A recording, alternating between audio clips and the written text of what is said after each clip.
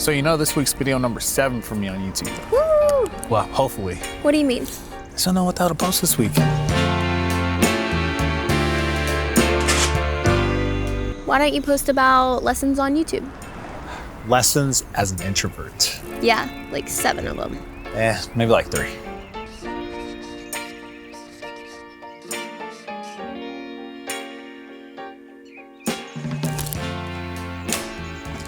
You see, I could have done 7 lessons, but come on, give me a break. I feel like we're still learning as we kick this year off. But honestly, that's a perfect segue to the first lesson that really just kicked my butt, which is aiming for perfection. You see, my perfection mind wanted to do 7 because I just felt like that was a perfect number, and I felt like I was downplaying it by doing 3. So we've come a long way. You see, when it comes to perfection and being introverted, it's just one of those things that I genuinely feel like it's just in our DNA. Perfection is what introverts breathe. Well, at least try. But I do have a theory for this, so hear me out. I feel like introverts always aim to be perfect because one, I mean, we already don't like attention. So just imagine putting your work out there, just trying to do this job and not doing a good job. And then now you're drawing negative attention. So that's like a disaster waiting to happen. I hope that makes sense. During the beginning of my content world or content journey, I was already terrified as it was to put myself out there. So the one shield that I have was to make everything perfect to avoid any negative attention, right? During this whole process, it just came with so much negativity. It caused, my friends not to want to be a part of my videos because I was mean. And then it also caused my fiance, who was my girlfriend at the time, not to want to help out because I was mean. Now, before you come attack me, we are in a better place now, which is why I feel like this is lesson number 1 that I truly learned. It really took me a long time to honestly get to a point where I understood that not being perfect was actually being perfect. You gotta put that shield down and just accept not being perfect. Down so long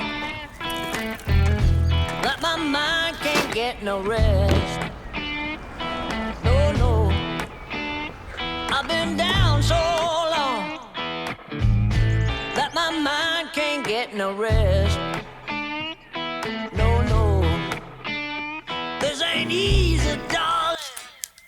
This weather here has been driving me crazy. It's like one day it's cold, the next day it's hot. It's like you don't even want to go outside anymore. It's like the perfect weather for introverts. I really love this app, and it took me a while to really love YouTube, especially as an introvert. And I say that because in order to get whatever you are, looking for with YouTube, you have to put yourself out there. You got to do things that are really uncomfortable. And it's like a big no-no for introverts. So my experience thus far has been great. Rough, but great. Failure is one of those things that really kicked my butt last year, and to this day it's still kind of kicking my butt, just not as bad. And with YouTube really does a really good job at exposing your failures. Like it'll let you know that you failed. Now there's 2 ways to look at this. You can just give up and never get on YouTube again, or you can analyze it and figure out a way to better yourself and not fail the next time. But a mindset you can have to kind of speed the process up and just kind of be okay with failure is learning to embrace it. Understand that failure is inevitable. It's gonna happen. It's gonna happen with YouTube. It's gonna happen with your job in life. I mean, you're just bound to fail, but you're also bound to do better if you learn to be okay